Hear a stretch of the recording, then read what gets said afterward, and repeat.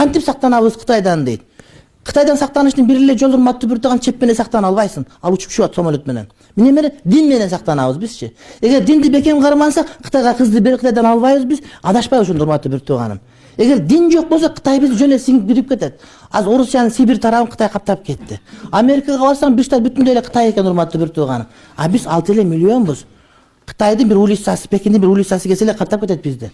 Биз кантип сактанып калабыз? Дин менен. Жана алар катаканы кантип коебуз? Дават менен коебуз да.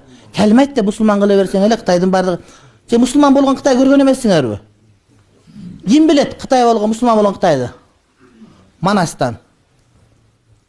Алмамбет Кытай, кара Кытай. Ошо мусулман болгон, түшүндүңөрбү?